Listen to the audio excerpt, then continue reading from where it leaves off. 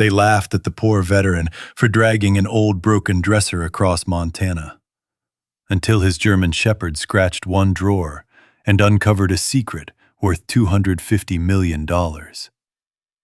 Ethan Walker had returned from war with almost nothing. No steady job, no family left nearby, and nights filled with memories he wished he could forget. The only thing he refused to leave behind was an old wooden dresser from his grandfather's house. People in the Bitterroot Valley mocked him for keeping it, but one quiet winter night, his loyal German shepherd, Atlas, began clawing at a drawer no one had ever questioned. What they discovered inside would change Ethan's life forever. Before we begin, tell me something in the comments. Where are you watching this story from today? I always love seeing how far these stories travel around the world. The Bitterroot Mountains of western Montana were the kind of place where winter arrived without asking permission.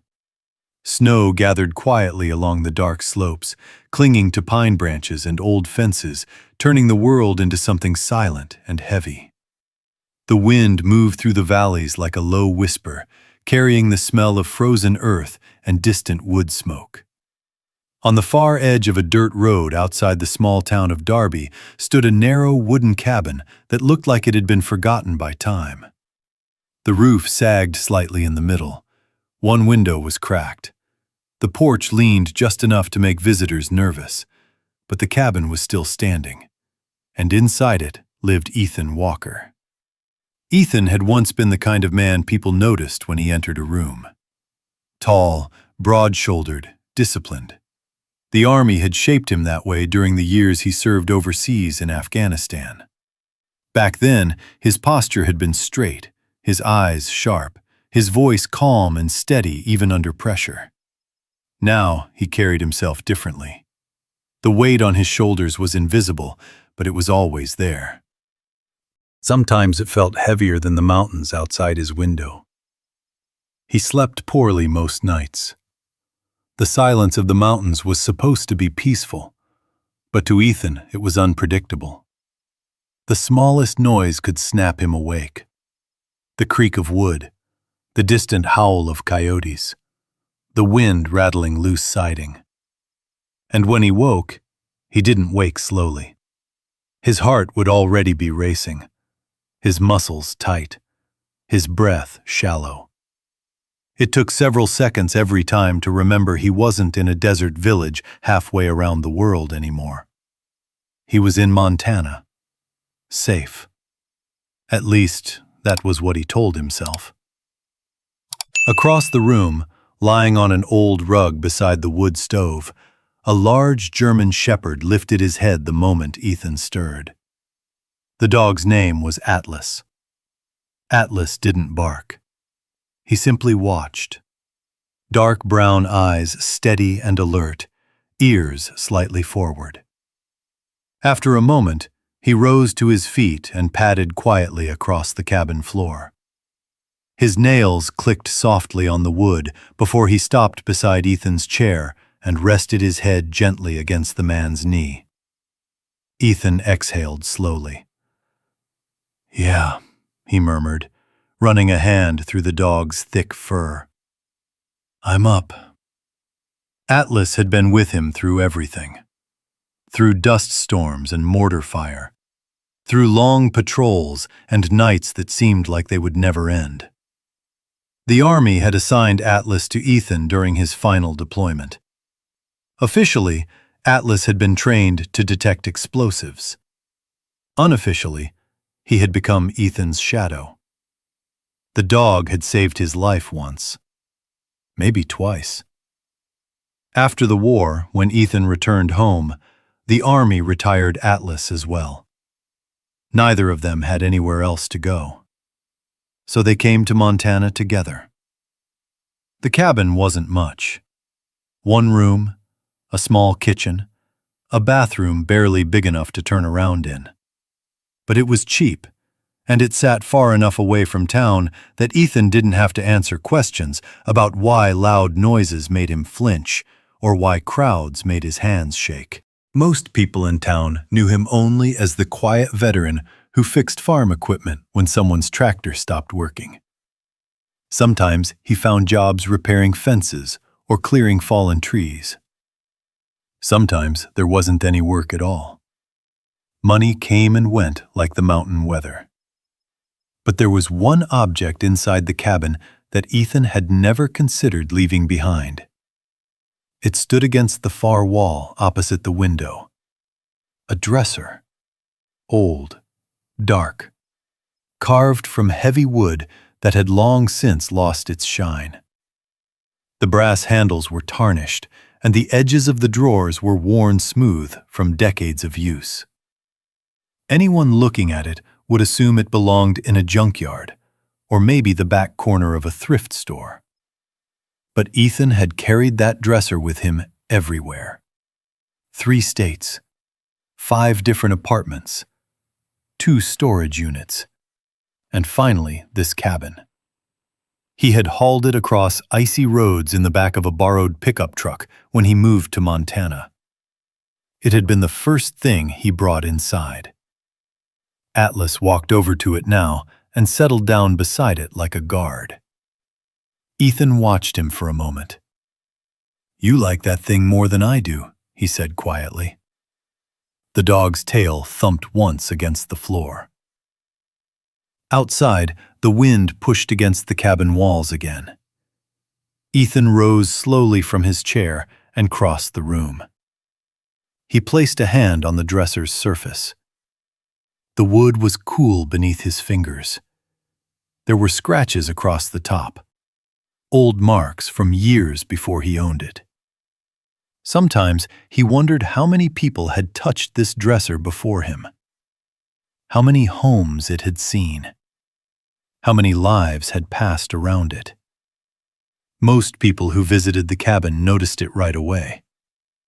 Not because it was beautiful, because it looked so out of place. A month earlier, a man named Rick Harlow had stood in this very room and laughed when he saw it.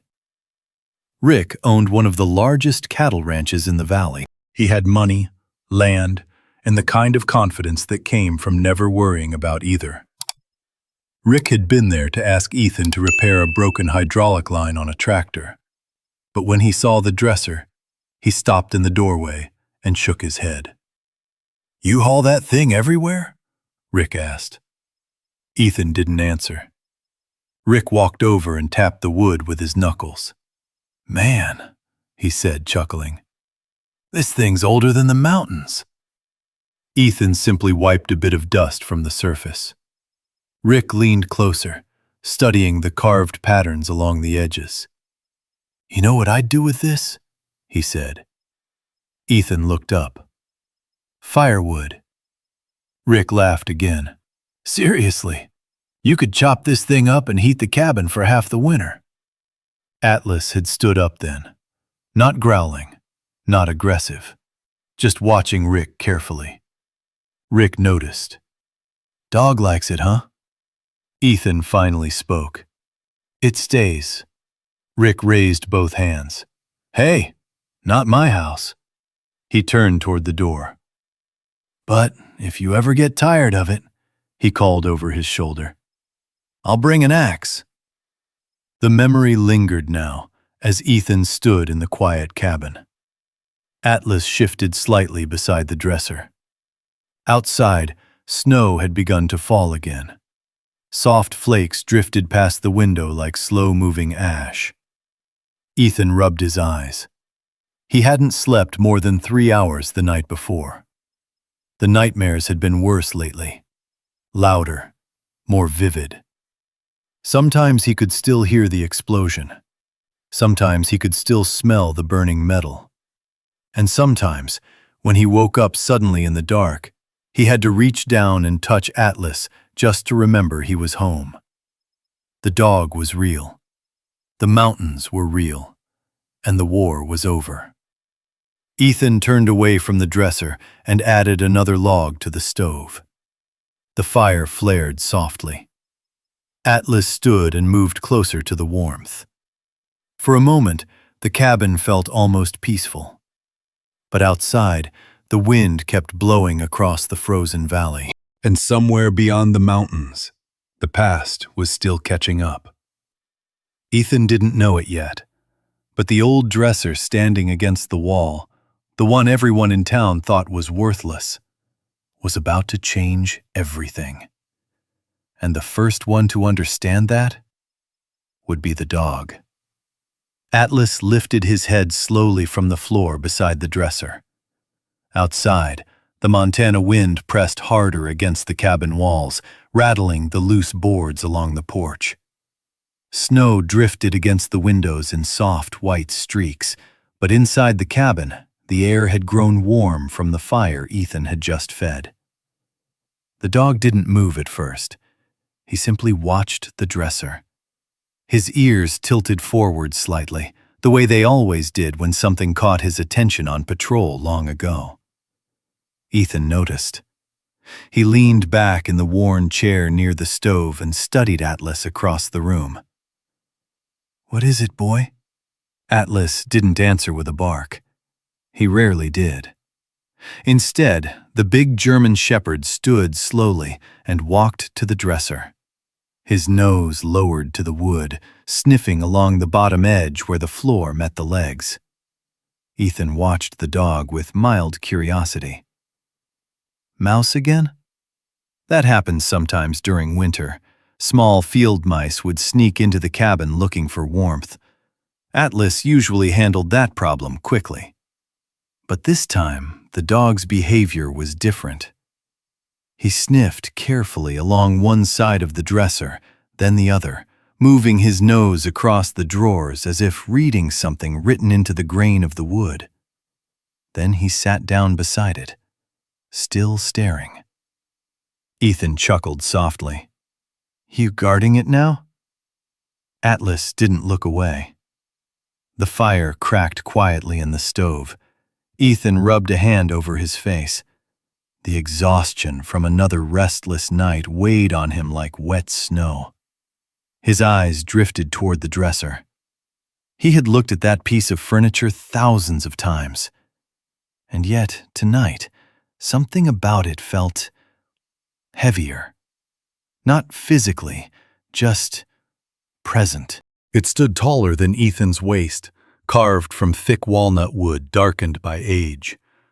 The corners were decorated with old floral patterns that had probably been beautiful once, though now the details had softened with time. 3 of the drawers opened easily. The 4th stuck slightly if you pulled it the wrong way. Ethan knew every inch of it, or at least he thought he did. The dresser had belonged to his grandfather, Henry Walker. Henry had fought in Europe during the final years of World War II. He rarely talked about it. The few stories Ethan remembered were always told quietly, usually late at night on the porch of the old farmhouse where Ethan grew up. Henry Walker had been the kind of man who believed words should be used sparingly. But when he did speak, people listened. Ethan remembered the day the dresser became his. It had been late autumn then, too. The leaves had already fallen from the cottonwoods around the farm, leaving the land open and quiet. Henry had called Ethan into the house. The old man had been sitting in a wooden chair beside the dresser, one hand resting on its surface. "Come here," he'd said. Ethan had stepped closer. "Take this with you when you leave." Ethan had frowned slightly. "The dresser?" Henry nodded. "It's been in the family longer than you think." Ethan ran his fingers across the wood, just like he had done tonight. "It's kind of old, Grandpa." Henry's mouth curved into a faint smile.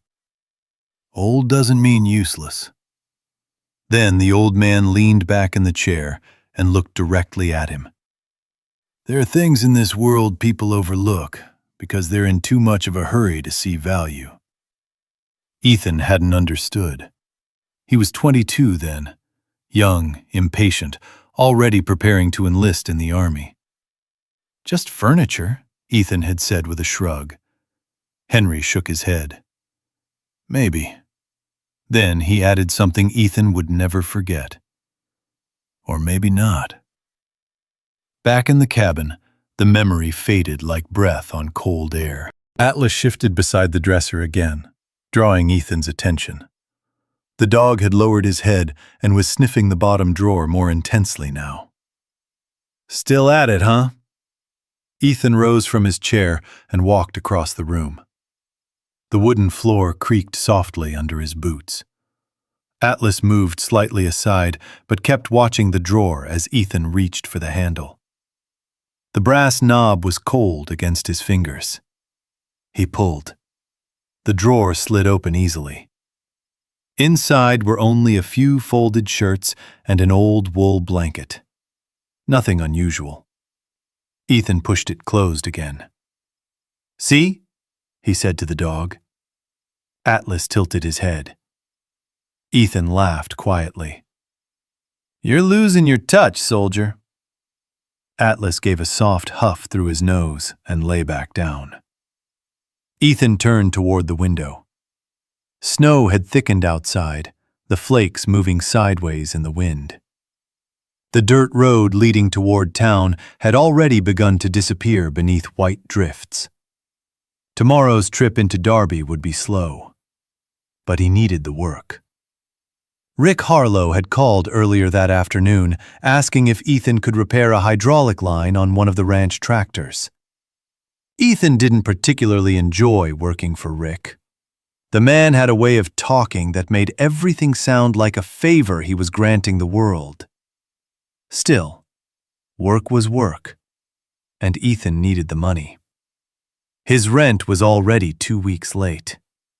The landlord hadn't said anything yet, but Ethan knew how these things usually went.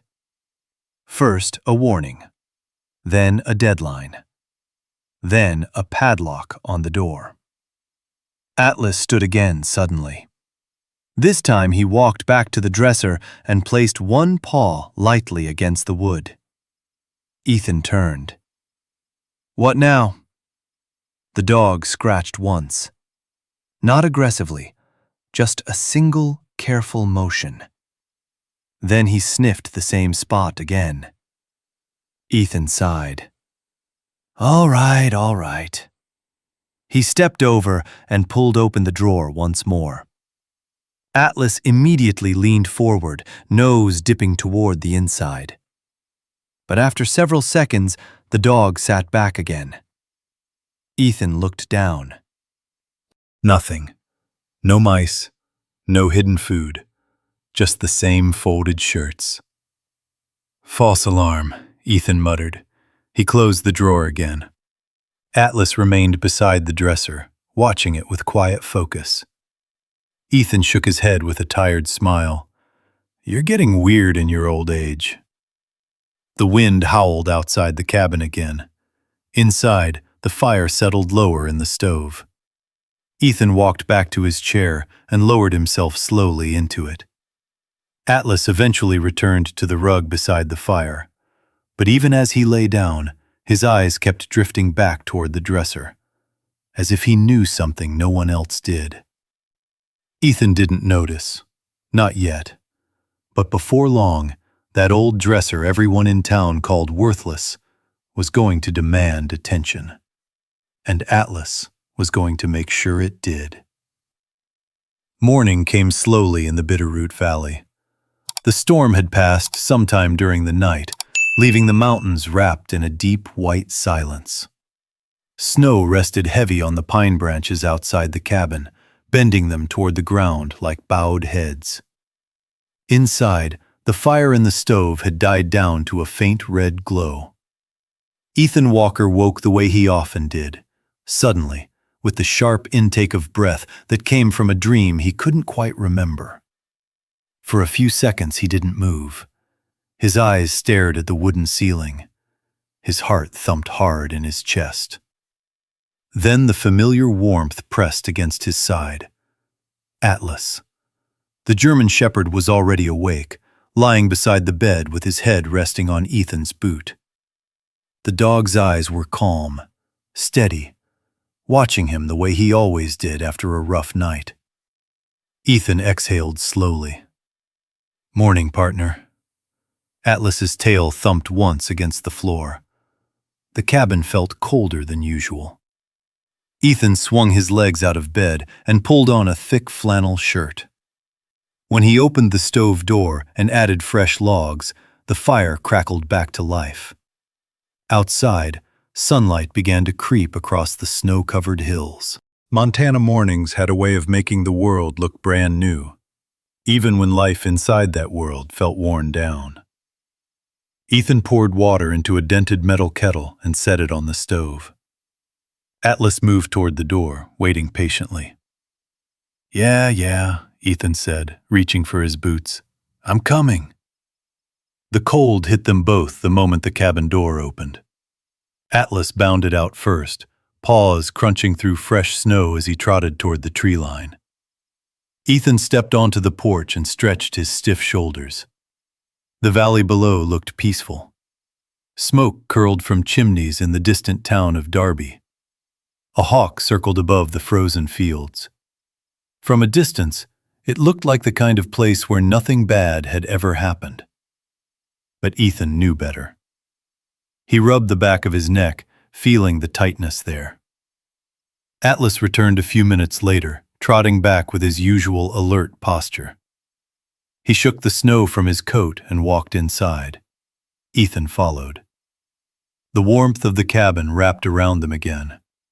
Atlas moved straight across the room, not to the fire, not to his food bowl, but to the dresser. He sat beside it, watching. Ethan noticed this time.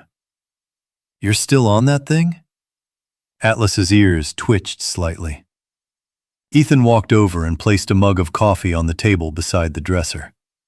The wood creaked softly as he leaned against it. He studied the old piece of furniture again. Maybe it was just the morning light, but the carved patterns along the edges seemed clearer today.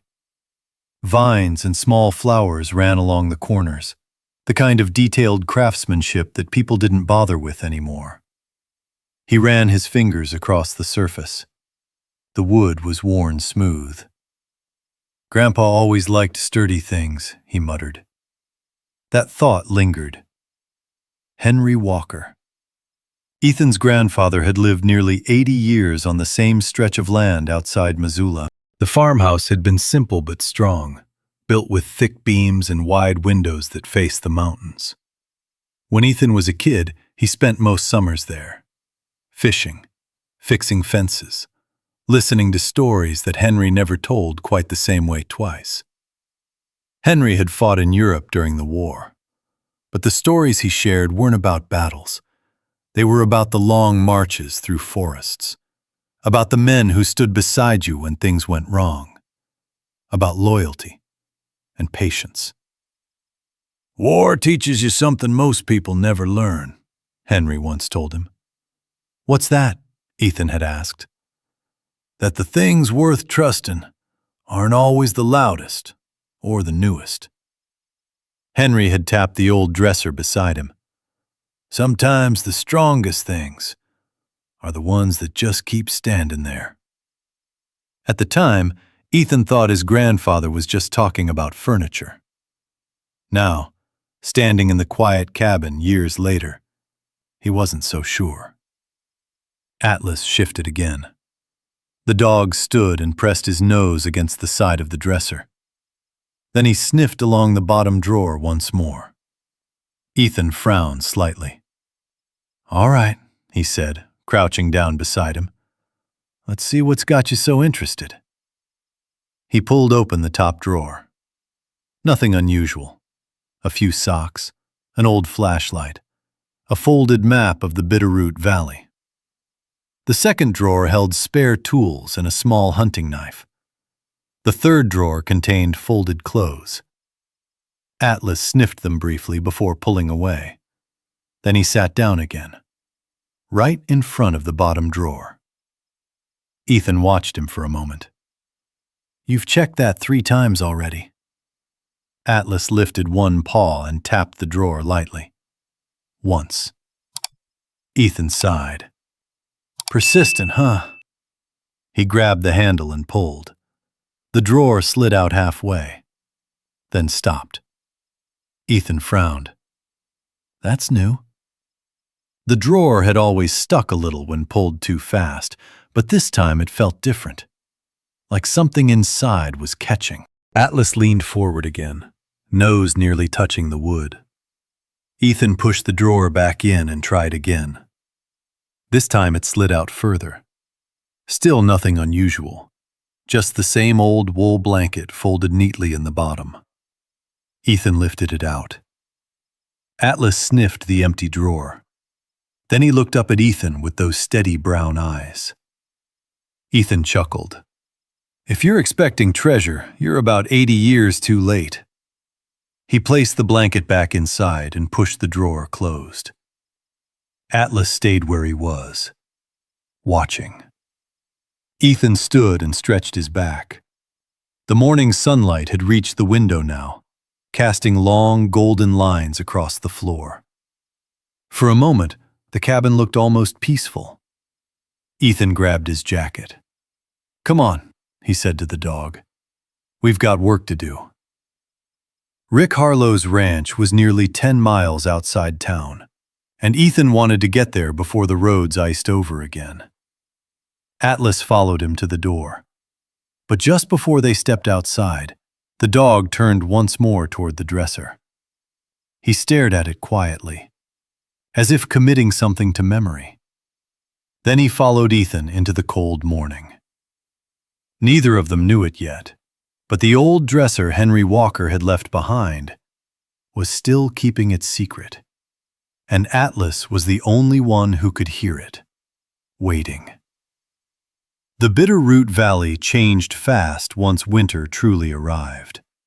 By the time Ethan Walker reached the main road that morning, the sky had turned the color of dull steel.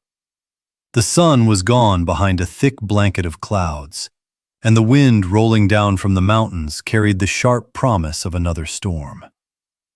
Atlas rode quietly in the passenger seat of Ethan's old pickup.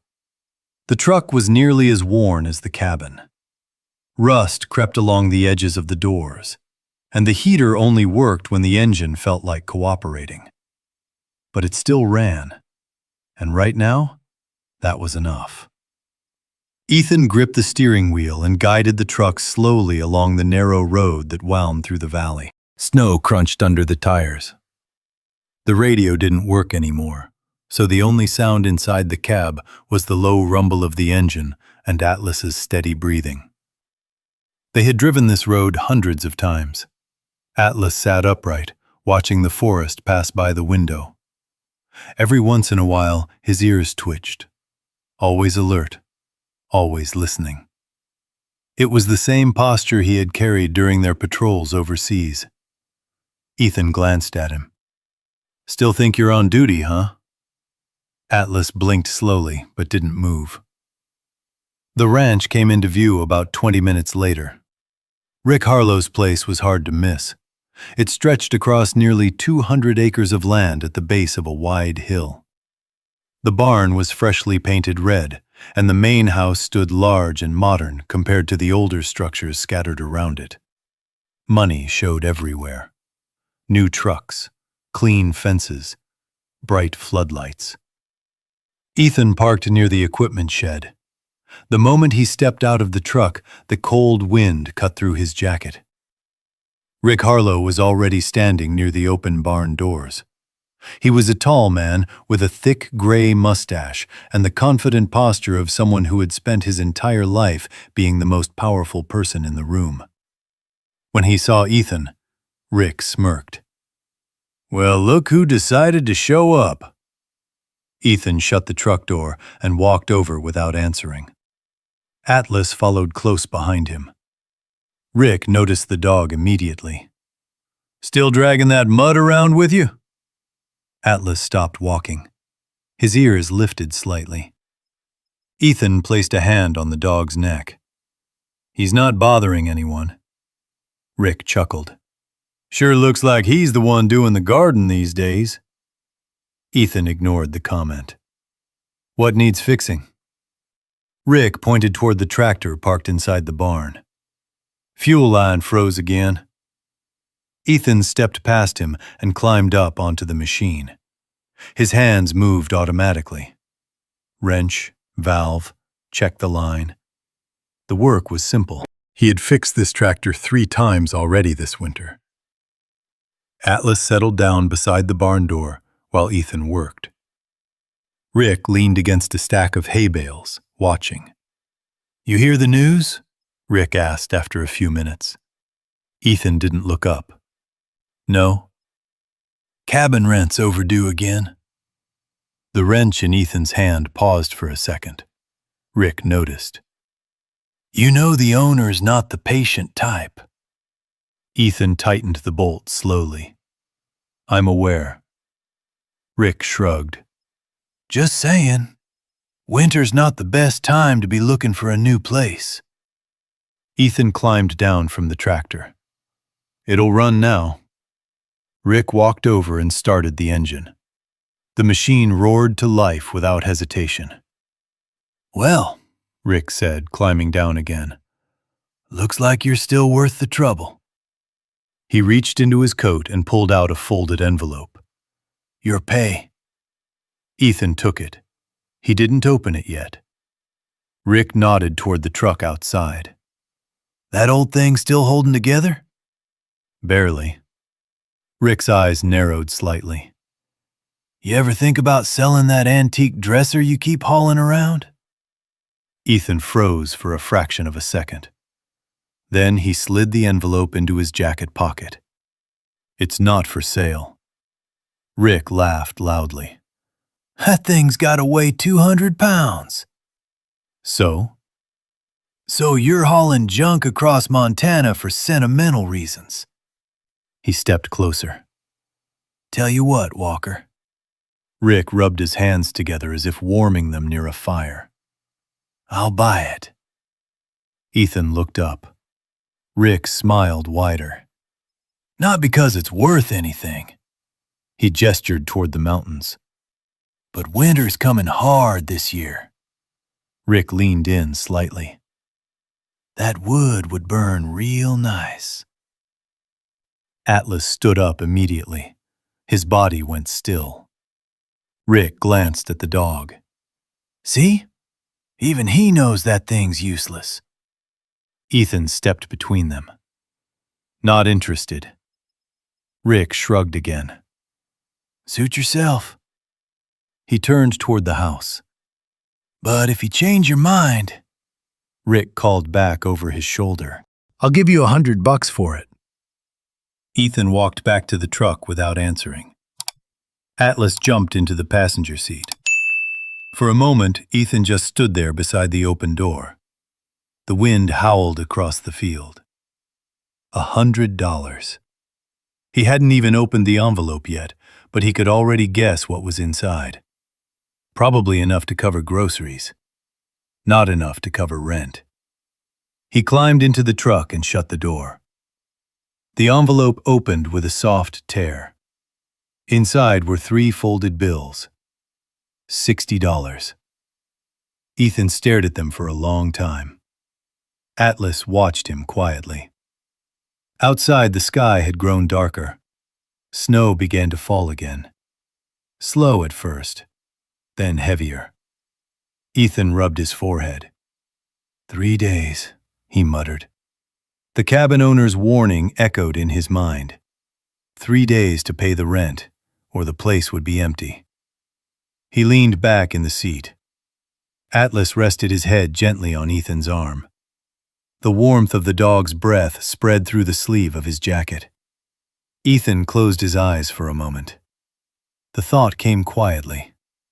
Simple. Practical. Sell the dresser. $100 wouldn't fix everything, but it might buy time. He opened his eyes again. Atlas was watching him. Those steady brown eyes.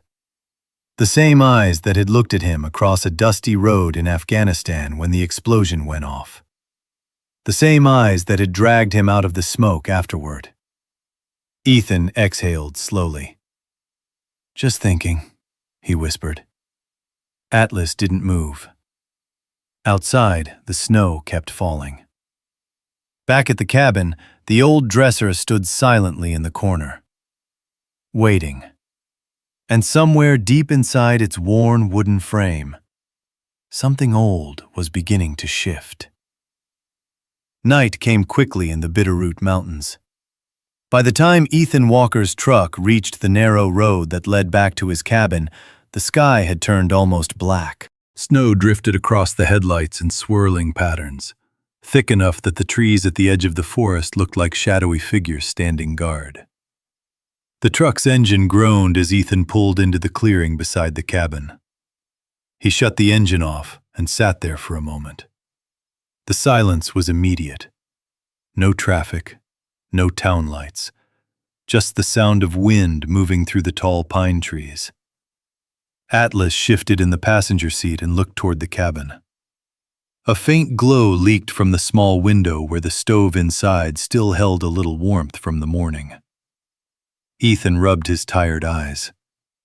"Home," he said quietly. Atlas hopped down from the truck first, landing in the snow with a soft crunch. Ethan grabbed the grocery bag from the passenger floor, just bread, canned soup, and a small pack of coffee, and followed the dog toward the door. The cold hit harder now. Montana nights had a way of cutting straight through a man's bones. Inside the cabin, Ethan kicked the door shut and stirred the fire back to life. Flames rose slowly, throwing warm orange light across the wooden walls. Atlas shook the snow from his coat. Then he stopped.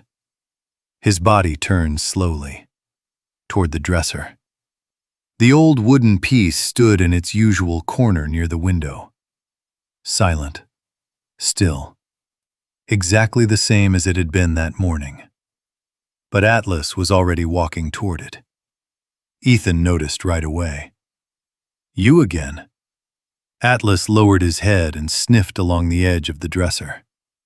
The dog moved carefully, nose sliding along the wood grain. One drawer, then another, then the bottom one. Ethan hung his coat on the wall and began heating soup on the stove. "Whatever you think is in there," he said casually, "I promise it's just old socks." Atlas didn't respond. Instead, he pawed lightly at the third drawer from the top. Tap, tap, tap. Ethan glanced over. "You're serious about this, huh?" Atlas pawed again, this time harder. The wood made a dull thud. Ethan sighed and walked over. "All right, let's see what the emergency is." He pulled the drawer open. Inside were folded shirts and an old wool scarf. Atlas sniffed them quickly. Then he pushed his nose deeper into the drawer. He inhaled again. Then he pulled back suddenly and scratched at the bottom of the drawer. Hard. Ethan frowned. "Hey!" He grabbed Atlas gently by the collar. "Easy." But the dog pulled forward again. Scratch, scratch, scratch. The sound echoed through the quiet cabin. Ethan watched him carefully now. Atlas wasn't acting playful. He wasn't hunting mice either. This was the same focus he had shown overseas, the same behavior he used when detecting explosives. Ethan felt a strange chill crawl up his spine. "Atlas?" The dog paused. His ears lifted slightly. Ethan crouched beside the drawer. "What are you smelling?" Atlas lowered his head again and pressed his nose firmly against the wooden base of the drawer. Then he scratched again, harder. One claw slipped against the wood. Ethan noticed something then. The sound. The scratching didn't sound the same across the entire surface. Near the back corner, the wood gave off a faint, hollow echo. Ethan leaned closer. "That's odd." He removed the clothes completely and set them aside. Now the drawer was empty. Atlas immediately pushed his nose back inside. He sniffed again, then scratched the exact same spot.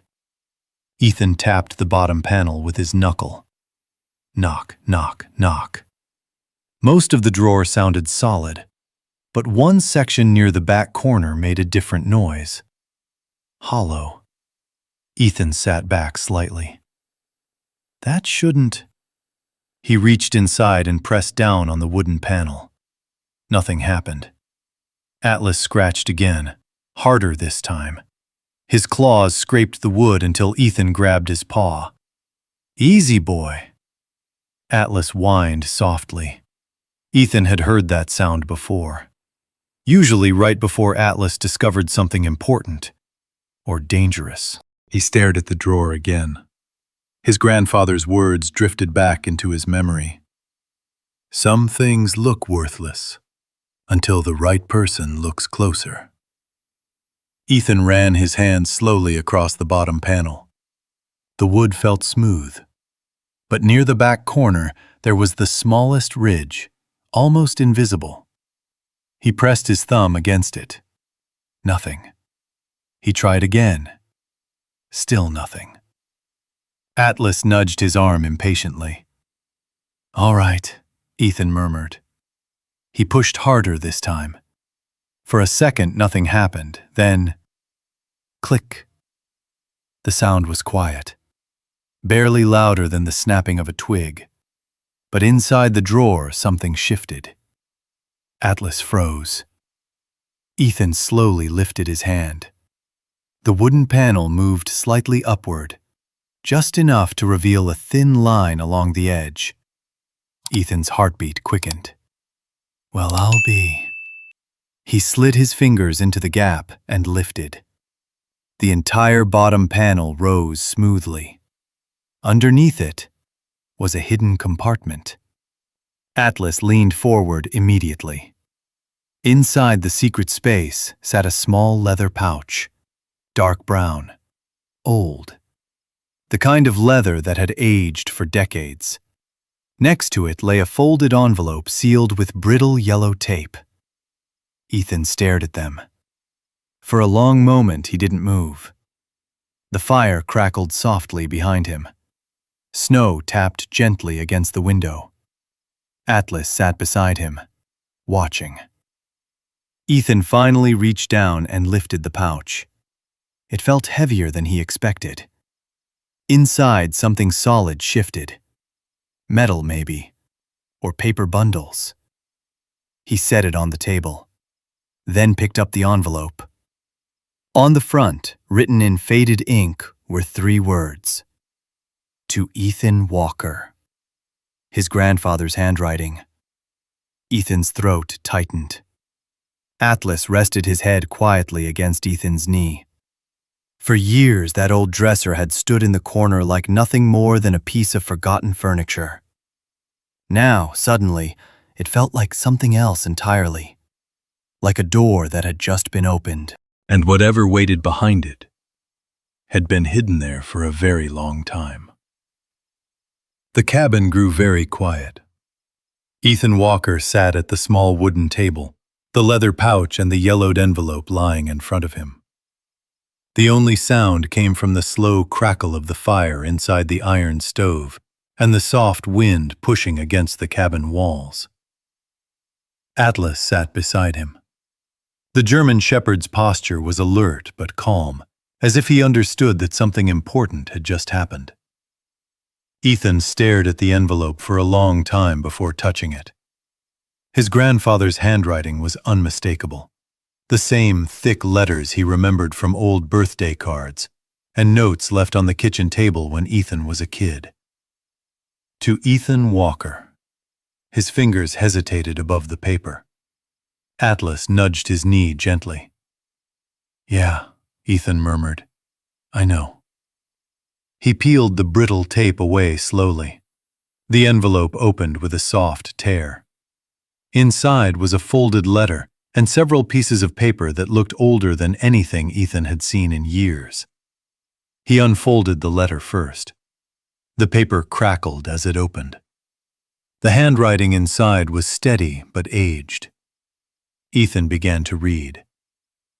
"Ethan, if you're reading this, it means you found the compartment.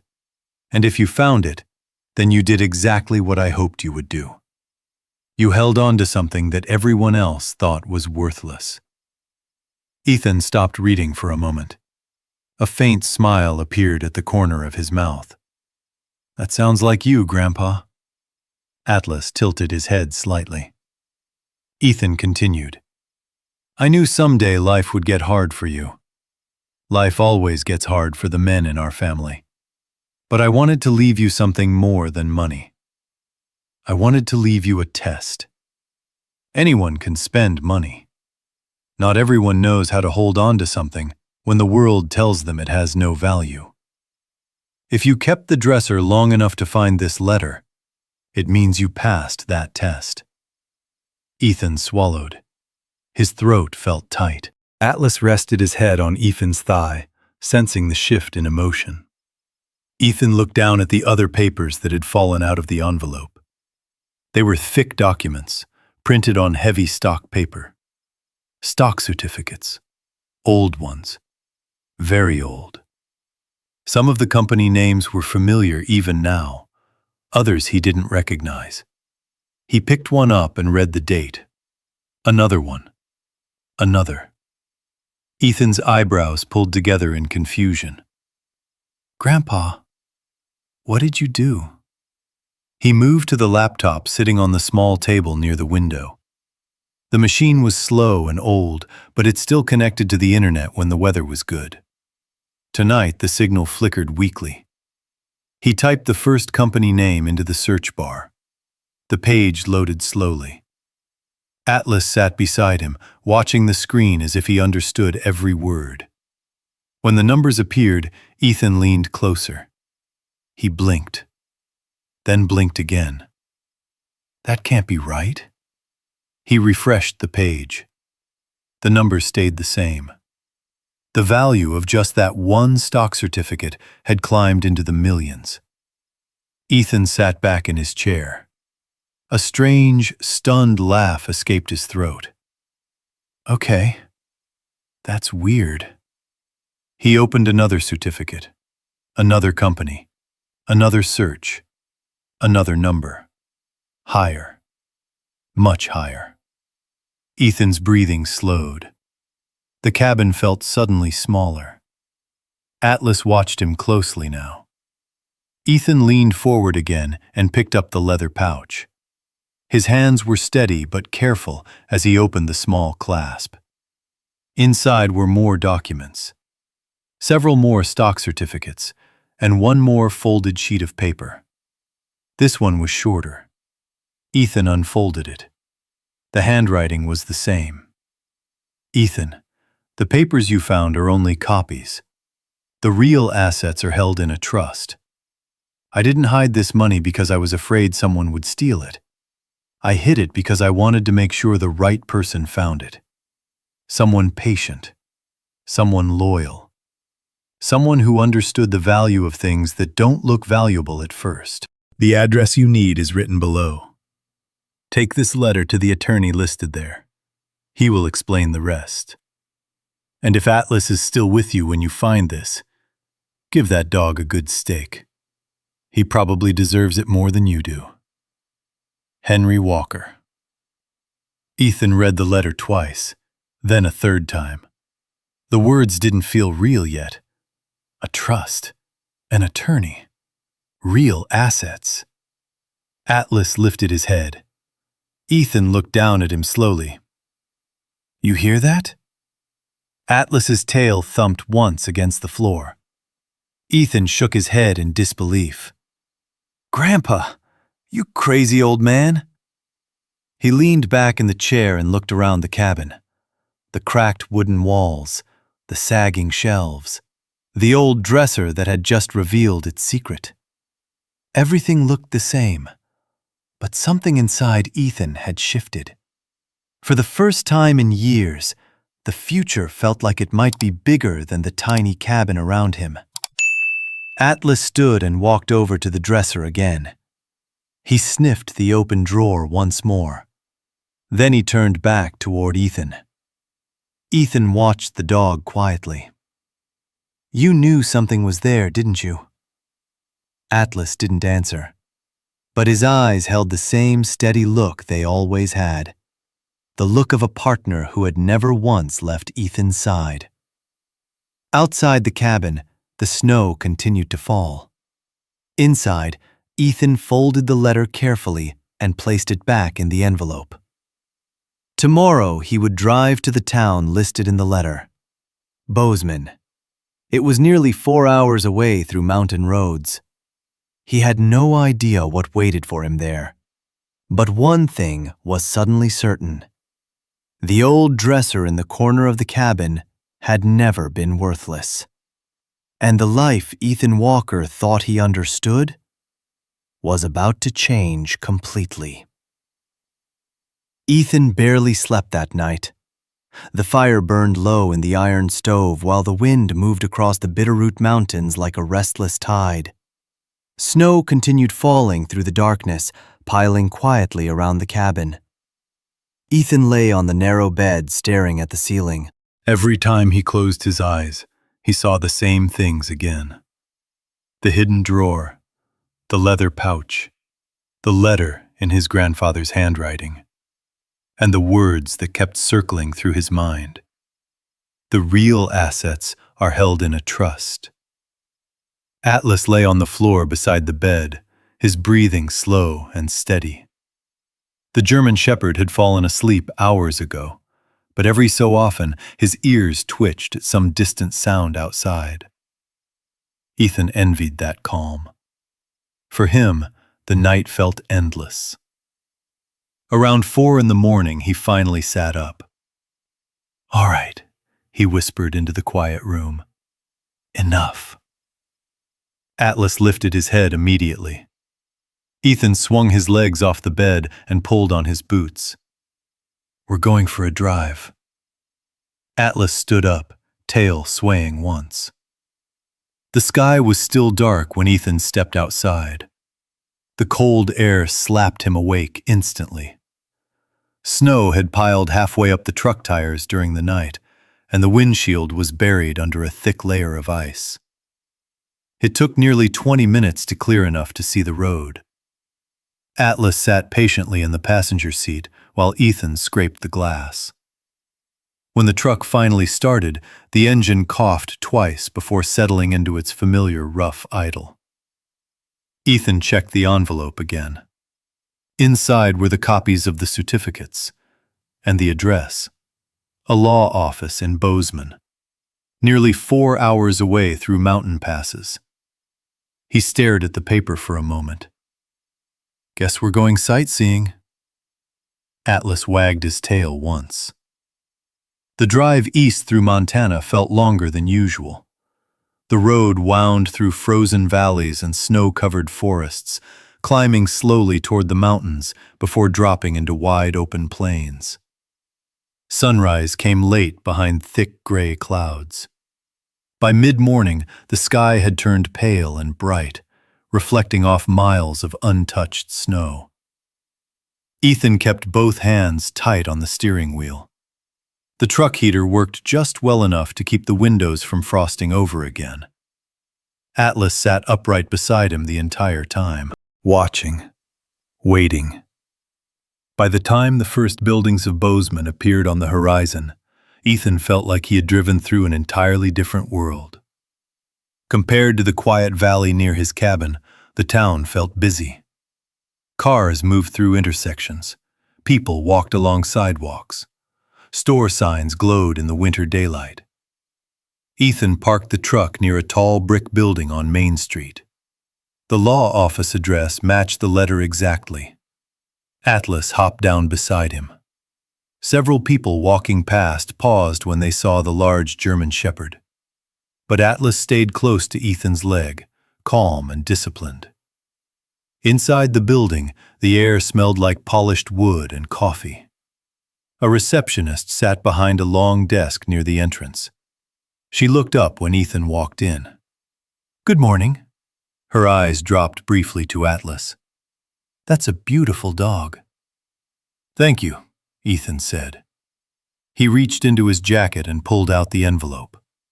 "I'm here to see a Mr. Harold Bennett." The receptionist nodded. Do you have an appointment? Ethan shook his head. No, ma'am. He placed the letter carefully on the desk. But I believe he might be expecting this. The woman picked up the paper and read the name on the front. Her expression changed almost immediately. She looked up again. Please, have a seat. Ethan waited in the quiet lobby while Atlas settled beside his chair. 10 minutes passed. Then a tall man in a dark suit appeared in the hallway. His hair was gray and neatly combed, and he carried the calm confidence of someone who had spent decades handling serious matters. Mr. Ethan Walker? Ethan stood. That's me. The man stepped forward and offered his hand. Harold Bennett. His eyes moved briefly toward Atlas. I see Henry's letter mentioned your partner. Ethan blinked. You knew my grandfather? Very well. Bennett gestured toward the hallway. Please, come with me. They entered a large office lined with shelves full of old legal books. Bennett closed the door behind them and sat down at his desk. He opened the envelope Ethan had brought. His eyes scanned the documents carefully. Then he leaned back in his chair. Well, he said quietly, it seems Henry's plan worked. Ethan felt his chest tighten. What plan? Bennett folded his hands together. Your grandfather established a trust nearly 30 years ago. Ethan sat down slowly. Atlas remained beside his chair, watching the room. A trust? Ethan asked. Bennett nodded. He invested heavily in a number of technology companies during the 1990s. Ethan remembered the stock certificates. But those were just copies. Correct. Bennett opened a folder on his desk and slid several documents across the table. These are the originals. Ethan stared at the numbers printed across the pages. They didn't make sense at first. Too many zeros, too many commas. He looked up. What exactly does this mean? Bennett spoke calmly. It means that the investments Henry made decades ago have grown significantly. Ethan's throat felt dry. How significantly? Bennett adjusted his glasses. Then he said the number. $250 million. The room went silent. Outside the office window, snow drifted slowly across the street. Ethan blinked. He looked back down at the papers, then back up at the attorney. You're telling me... He stopped, trying to steady his voice. That the old dresser sitting in my cabin... Bennett nodded once. Led you here. Ethan leaned back in the chair. Atlas rested his head against Ethan's leg. The number echoed in his mind. 250 million. Ethan let out a long breath. Grandpa, what did you do? Bennett smiled faintly. Henry Walker was a patient man. He folded the papers neatly, and apparently he believed his grandson would be too. For the first time in years, Ethan Walker realized something. His life in that small cabin in the Bitterroot Mountains had never been as simple as it seemed.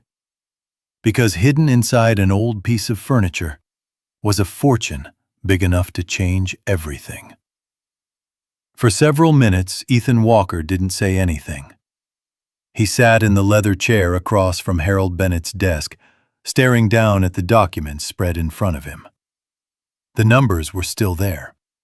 They hadn't changed. They looked just as impossible as they had the first time he read them. $250 million.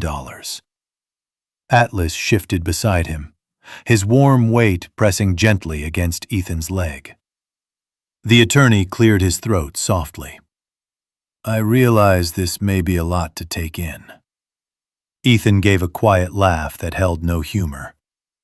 That's one way to put it. He ran a hand across his face. I spent the last 3 winters trying to keep my truck running and my cabin heated. He tapped the paper lightly. And you're telling me my grandfather left me this? Bennett nodded calmly. Henry Walker believed strongly in patience. He folded his hands together. He also believed that wealth should go to someone who understood hardship first. Ethan stared at the window behind the attorney's desk. Snow drifted slowly past the glass. Bozeman looked peaceful, normal, as if the world outside hadn't just tilted sideways. What happens now? Ethan asked. Bennett opened a folder. The trust has already matured. Legally, it belongs to you the moment we complete the final verification. Verification? A simple process, Bennett said. Identity confirmation, signatures, and transfer authorization. Ethan exhaled slowly. How long? 48 hours. Ethan leaned back in the chair again. 48 hours. After years of struggling just to stay afloat, suddenly everything felt like it was moving too fast. Atlas lifted his head and looked up at him.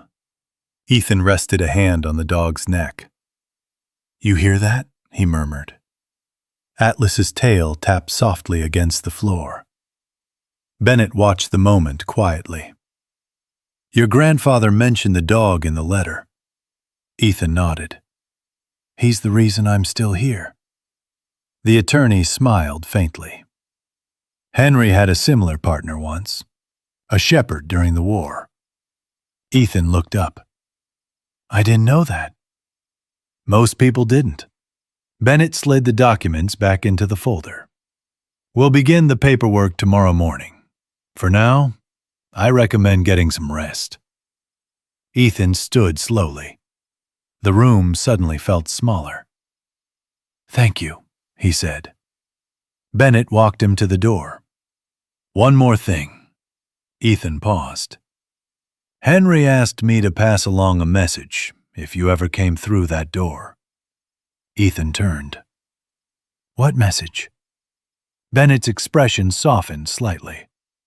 He said, if you found the compartment, then you were exactly the man he hoped you would become. For a moment, Ethan couldn't respond. Then he nodded once. Outside the office building, the cold Montana air hit him again. Atlas stepped down onto the sidewalk and looked up at him. The streets of Bozeman were busy with late afternoon traffic. People moved between shops. Cars passed by. No one knew the man standing beside the old pickup had just discovered a fortune large enough to change his life forever. Ethan opened the truck door. Atlas jumped into the passenger seat. Ethan sat behind the wheel and looked at the envelope again. The original letter from his grandfather rested safely inside his jacket. For a long moment, he didn't start the engine. Instead, he stared across the street at the snow-covered rooftops. $250 million. The number didn't feel real yet. Finally, he turned the key. The truck rumbled to life. The drive back toward the Bitterroot Valley began as the sun dipped low behind the mountains. The road stretched for miles across the frozen land. Atlas sat quietly beside him, watching the horizon. By the time the truck reached the narrow road leading to Ethan's cabin, darkness had already fallen. The snowstorm from the night before had cleared, leaving the sky bright with stars. The cabin appeared ahead, a small square of warm light in the middle of the dark forest. Ethan parked the truck and stepped out. The cold air was sharp but calm now. Atlas jumped down beside him. They walked toward the cabin together. Inside, the old dresser still stood in the same corner, silent. unchanged. Ethan stared at it for a long time. $100. Rick Harlow's voice echoed in his memory. That wood would burn real nice. Ethan shook his head slowly. If you only knew. Atlas walked over to the dresser and sat beside it again, guarding it like he had from the very beginning. Ethan knelt beside him. You did good, partner. Atlas leaned into him gently. For the first time in years, the weight pressing on Ethan Walker's chest felt lighter. But he didn't realize something yet. News traveled fast in small Montana towns. And sooner or later, someone else was going to start asking questions about that old dresser. The night settled quietly over the Bitterroot Mountains. Ethan Walker sat at the small wooden table in his cabin, staring at the envelope again. The fire in the iron stove burned low, casting long shadows across the room. Outside, the wind had calmed, leaving the forest still and silent beneath a sky full of sharp winter stars. Atlas lay beside the dresser. The German shepherd had taken up his usual spot again, his body curled near the old wooden legs, as if the piece of furniture were something worth guarding. Ethan watched him for a long moment. You picked a strange treasure, buddy. Atlas lifted his head slightly but didn't move. Ethan leaned back in the chair. The letter from his grandfather rested between his fingers. $250 million. The number still didn't feel real. But something else felt real. The quiet, the memories, and the long road that had brought him here. He rubbed his eyes. Sleep refused to come again. It hadn't come easily for years. The nightmares were never far away. Even now, sitting safely inside his cabin, Ethan sometimes heard echoes that weren't really there. The sharp crack of distant gunfire. The deep thud of explosions rolling across dusty valleys. The sudden shouting of men running through smoke. Ethan closed his eyes for a moment. The memory came anyway. Afghanistan, 7 years earlier. The air had been thick with dust and heat that day. Ethan's patrol unit moved slowly along a narrow dirt road between crumbling stone buildings. Atlas had been younger then. Faster. Stronger. The dog moved ahead of the soldiers, nose low to the ground, searching for danger hidden beneath the sand. Ethan still remembered the moment Atlas froze. The dog had stopped in the middle of the road, completely still. Then Atlas turned and barked once. Sharp. Urgent. Ethan reacted instantly. Back! The team stepped away just seconds before the explosion ripped the road apart. The blast knocked Ethan off his feet. Dust swallowed the sky, ears ringing, smoke everywhere. When he opened his eyes again, Atlas was dragging him across the dirt by the sleeve of his uniform. The dog's shoulder was bleeding. Shrapnel had caught him when the bomb went off. But Atlas didn't stop pulling until Ethan was clear of the blast zone. That was the day Ethan realized something. Atlas wasn't just a military dog. He was family. Back in the quiet cabin years later, Ethan opened his eyes again. Atlas was watching him. The dog always seemed to know when the memories returned. Ethan leaned forward and scratched behind the shepherd's ears. You saved my life that day. Atlas's tail tapped once against the floor. Ethan exhaled slowly. If it weren't for you, his voice trailed off. If Atlas hadn't been there, Ethan would have died in that desert road. The dresser would have been sold years ago. The hidden compartment would never have been discovered. And the fortune his grandfather had left behind would have remained buried forever. Ethan shook his head slightly. Funny how things work out. Atlas stood and walked over, resting his chin on Ethan's knee. For a long moment, Neither of them moved. Outside the cabin, a distant truck engine echoed along the narrow mountain road. Ethan looked toward the window. Headlights passed slowly through the trees before disappearing again into the darkness. Probably someone heading back from town. Life in the Bitterroot Valley didn't change much from one winter to the next. But tomorrow, Ethan knew something would change. The trust paperwork, the signatures, the beginning of something entirely new. Yet strangely, none of that felt as important as the quiet moment he shared with the dog beside him. Ethan reached down and opened the leather pouch again. The copies of the old stock certificates still rested inside. He studied the faded company names once more. Some of them had become the largest technology companies in the world. His grandfather had seen something decades earlier that most people had missed. The same way Atlas had noticed the hidden compartment when Ethan couldn't. Ethan smiled faintly. Guess good instincts run in the family. Atlas tilted his head. The fire crackled softly behind them. For the first time in years, Ethan allowed himself to imagine something different. Not a life filled with struggle and cold winters, but a life where he could finally breathe, where the weight of the past didn't feel quite so heavy. He looked down at Atlas again. You know what the first thing we're doing when this paperwork's finished? Atlas's ears lifted. You're getting the biggest steak Montana has ever seen. Atlas wagged his tail. But deep down, Ethan knew the money wouldn't change the most important thing in his life. The bond between a soldier and the dog who never left him behind. Outside, the mountains stood quiet and dark. And somewhere out there in the valley below, word was already beginning to spread that something unusual had happened to the quiet veteran who lived alone in the cabin. Word that would soon reach the ears of a man named Rick Harlow. And when it did, the peace surrounding Ethan Walker's life was about to be tested. The next morning in the Bitterroot Valley began quietly.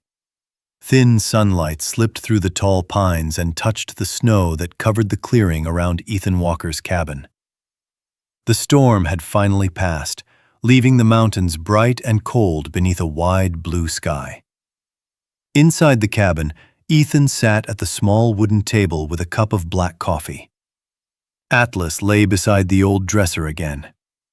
The German shepherd's ears twitched occasionally, listening to the forest outside. Ethan had learned long ago that Atlas heard things long before any human could. For a few minutes, everything felt peaceful. Ethan folded the letter from his grandfather and placed it carefully back inside the envelope. Today, he would drive back to Bozeman and finish signing the final documents. 48 hours. That was all it would take for the trust to become real. Ethan took a slow sip of coffee. Big day, partner. Atlas lifted his head. His tail moved once against the wooden floor. Outside, a truck engine echoed faintly through the trees. Ethan glanced toward the window. The sound grew louder, closer. A few seconds later, a familiar pickup truck rolled into the clearing outside the cabin. Rick Harlow stepped out. Ethan frowned. That didn't take long. Atlas stood immediately. His body stiffened. Rick walked toward the cabin with the confident stride of a man who believed every piece of land in the valley belonged to him in one way or another. Ethan opened the door before Rick could knock. What brings you all the way out here? Rick removed his gloves slowly. Friendly visit. Ethan leaned against the doorframe. Didn't know we were that kind of friends. Rick chuckled. Well, word travels fast around here. His eyes drifted inside the cabin, straight toward the dresser. Ethan noticed. Rick nodded toward it. Still got that old thing, I see. Ethan crossed his arms. Sure do. Rick stepped inside without waiting for permission. Atlas moved closer instantly. The dog positioned himself between Rick and Ethan. Rick looked down at the German shepherd. Easy there. Atlas didn't move. Rick turned back to Ethan. I heard something interesting in town this morning. Ethan said nothing. Rick continued. Seems you drove all the way to Bozeman yesterday. Needed a change of scenery. Rick smiled. Funny thing about small towns. He walked slowly around the room, pretending to study the shelves and the old stove. People talk. He stopped beside the dresser. His hand brushed the surface of the wood. Someone said you visited a lawyer. Ethan's voice stayed calm. Is that a crime now? Rick shrugged. Nope. He tapped the dresser lightly. But it got me thinking. Tap, tap, tap. This old thing must mean more to you than I thought. Atlas growled softly. Rick looked down at the dog again. Relax. He stepped back from the dresser. I came to make you a better offer. Ethan raised an eyebrow. For firewood? Rick reached into his coat pocket and pulled out a folded stack of bills. 5,000. The number hung in the air. Ethan almost laughed. Rick continued. For the dresser. Ethan shook his head slowly. Still not for sale. Rick studied him for a moment. Then he leaned closer. You sure about that? Atlas stepped forward slightly. Rick straightened again. Suit yourself. He shoved the money back into his coat. Just figured I'd ask before someone else does. Ethan's eyes narrowed. What's that supposed to mean? Rick smiled thinly. Nothing. He walked toward the door. But before leaving, he turned once more. You know how things are around here. His gaze drifted toward the dresser again. Sometimes old furniture ends up disappearing. Atlas's growl deepened. Rick raised both hands. Hey, I'm just saying. Then he stepped outside. The truck engine started again a few moments later. The sound faded down the road. Inside the cabin, silence returned. Ethan closed the door slowly. Atlas remained standing near the dresser, still alert. Ethan walked over and rested a hand on the dog's back. You were ready for that one, huh? Atlas's ears stayed pointed toward the door. Ethan looked at the dresser, then back toward the road outside. Rick Harlow had never cared about that piece of furniture before. Not once in all the years Ethan had lived in the valley. Now suddenly it was worth $5,000. Ethan exhaled quietly. That man smells money. Atlas nudged his hand. Ethan scratched the dog behind the ears. Well, he said softly, we've got one more trip to Bozeman today. Atlas's tail moved once, but neither of them realized something yet. Rick Harlow had not driven out to the cabin just to make an offer. And later that night, someone was going to come back to the cabin, quietly, without knocking. The mountains were darker than usual that night. Clouds rolled slowly across the Bitterroot sky, hiding the moon and leaving the forest wrapped in deep shadow. The only light around Ethan Walker's cabin came from the faint glow of the wood stove inside and the thin beam of a porch lamp above the door. Inside, the cabin was warm. Ethan had returned late from Bozeman that evening, after signing the final documents with Harold Bennett. The paperwork had taken hours, but by the time the sun disappeared behind the mountains, the process was complete. The trust was now officially his. $250 million. Even now, the number felt distant, almost unreal. Ethan sat near the stove with Atlas lying beside his chair. The envelope containing his grandfather's letter rested on the small table next to him. Outside, The wind rustled through the tall pine trees. The forest sounded alive. Ethan stared at the fire. "Grandpa really did it," he murmured quietly. Atlas lifted his head slightly. Ethan smiled faintly and scratched behind the dog's ears. "You and me, buddy. Looks like we're not sleeping in a freezing cabin forever." Atlas's tail tapped softly against the floor. But something about the night felt different. The air carried a strange tension. Atlas sensed it first.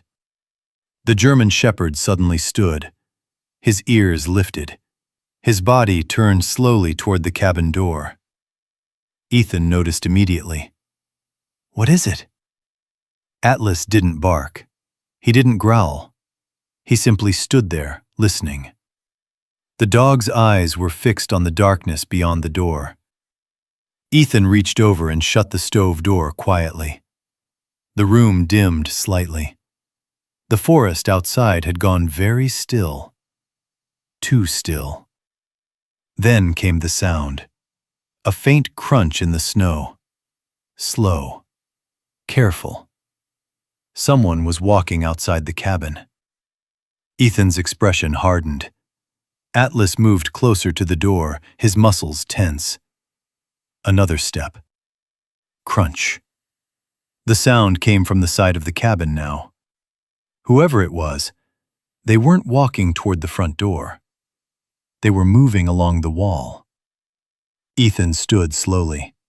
His voice dropped to a whisper. "Stay." Atlas froze in place. Another step outside. Then silence again. Ethan moved carefully toward the window and lifted the corner of the curtain just enough to see outside. At first, he saw nothing. Then a shadow shifted near the truck. Someone was standing beside it. A tall figure, heavy coat, moving slowly toward the cabin window. Ethan lowered the curtain. His jaw tightened. "Rick." Atlas's low growl filled the room. The shadow moved closer. Outside the cabin wall, a hand brushed against the wood. Testing. Feeling. The person outside stepped toward the window. Atlas's growl deepened. Ethan whispered again. "Easy." The shadow paused, then moved again. Now the figure was beside the dresser wall, exactly where the hidden compartment inside the old furniture stood. Ethan realized something then. Rick wasn't guessing. He knew. The man outside suddenly tried the window latch. It didn't open. A second later came the quiet scrape of metal. A tool, trying to pry the frame. Atlas exploded into motion. The German shepherd lunged toward the door with a thunderous bark that shattered the silence of the mountains. Outside, the shadow jumped back instantly. The tool clattered against the wooden wall. Atlas barked again, louder, more furious. Ethan threw the door open. Cold night air rushed inside.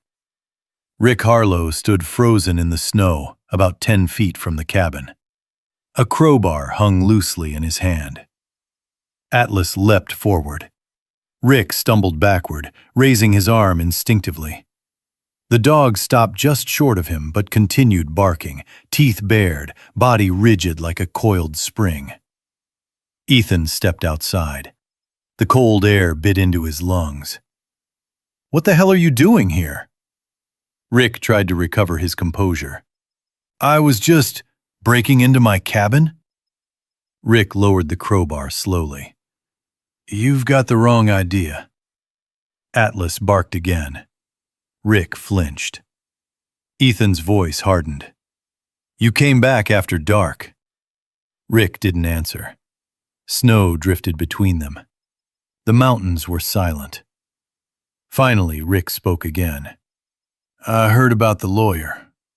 Ethan's eyes narrowed. Rick continued. "You really expect me to believe that old dresser's worthless?" Atlas stepped forward again. Rick backed away instinctively. Call off the dog, he snapped. Ethan didn't move. Rick stared at the dresser visible through the open door. Something greedy burned in his eyes. Whatever you found in that thing, Rick said quietly, it belongs to this valley. Ethan shook his head slowly. No. Rick's voice dropped lower. You don't understand the kind of problems money like that can bring. Atlas growled again. Rick glanced down at the dog. Then he stepped backward toward his truck. This isn't over, Walker. He climbed into the vehicle and slammed the door. The engine roared to life. Moments later, the headlights disappeared down the mountain road. Ethan stood in the cold for a long time. Atlas remained beside him, still watching the darkness. Finally, Ethan placed a hand on the dog's shoulder. You saved us another headache tonight. Atlas leaned into him.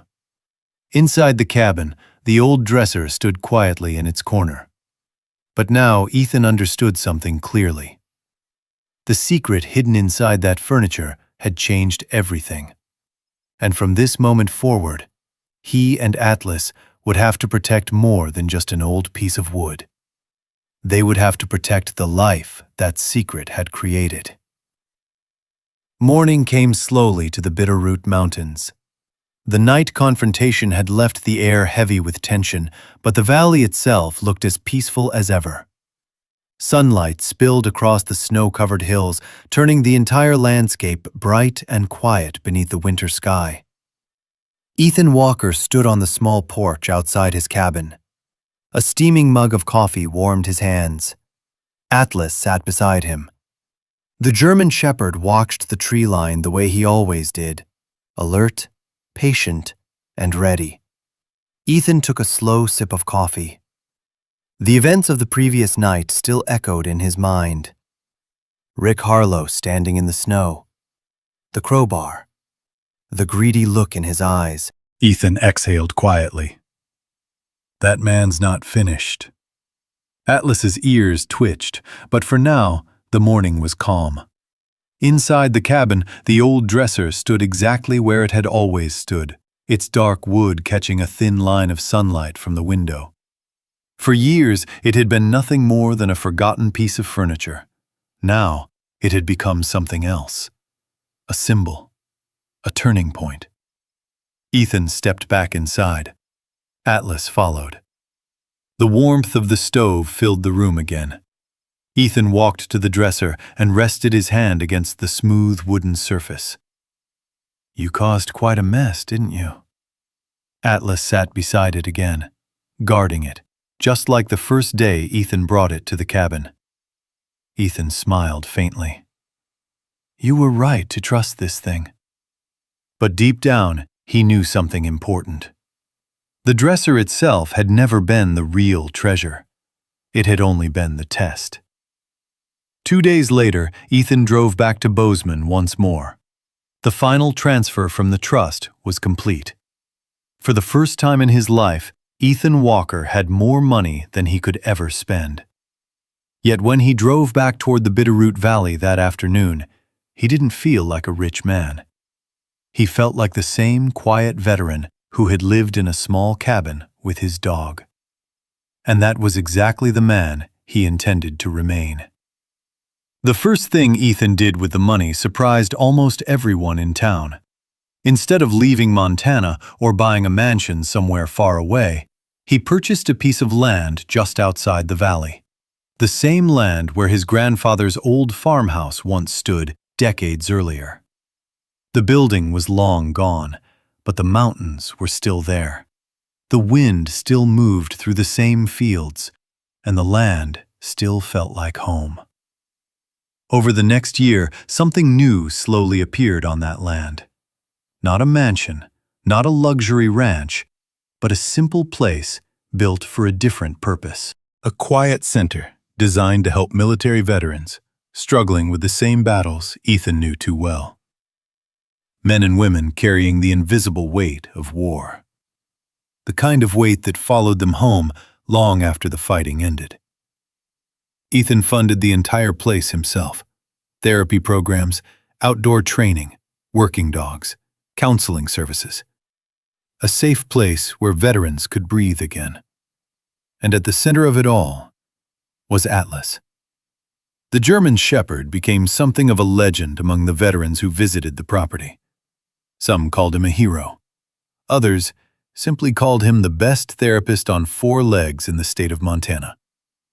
Atlas accepted the attention with calm dignity. But every evening, when the visitors had gone and the sun dipped behind the mountains, he returned to the one place he had always belonged: Ethan's side. 1 year later, on a quiet winter afternoon, Ethan stood inside his new home overlooking the valley. The house was simple: strong wood beams, wide windows facing the mountains. And inside the living room, the old dresser stood proudly against the wall. The scratches in the wood were still there. The faded carvings still showed the same delicate patterns of vines and flowers. Atlas lay beside it, exactly the way he had in the cabin. Ethan walked over and ran his hand across the dresser's surface. "So this was your plan, Grandpa?" Atlas lifted his head. Ethan looked down at the dog. "You found the secret first." Atlas wagged his tail slowly. Ethan smiled. The truth had become clear to him over the past year. The dresser had never been about money. The fortune had simply been the tool. The real gift had been something else entirely: patience, loyalty, and the understanding that sometimes the things people laugh at are the very things that change your life. Ethan glanced out the window. Across the valley, a group of veterans walked along a snowy trail with several trained dogs moving beside them. For the first time in years, the valley echoed with something stronger than silence: hope. Ethan looked back at Atlas. "Good work, partner." Atlas stood and walked over, resting his head against Ethan's hand. Outside, the Bitterroot Mountains stood tall beneath the winter sky. And inside the house, the old dresser remained exactly where it belonged. Not because it held a hidden fortune, but because it reminded Ethan Walker of something far more valuable: the day a loyal dog refused to give up on a piece of forgotten furniture, and in doing so, helped a broken soldier find his way home again. If this story touched your heart, I'd like to ask you something simple. Type 1 in the comments if you believe a loyal dog can change a person's life.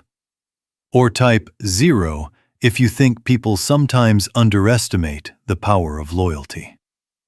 I read as many comments as I can, and I'd truly love to see where you stand. And if you enjoy stories like this, stories about courage, loyalty, and the quiet strength between a soldier and his dog, make sure you subscribe to the channel and turn on notifications. Because the next story might be even more powerful than this one. And who knows? The next loyal dog we talk about might remind you of one you've known yourself.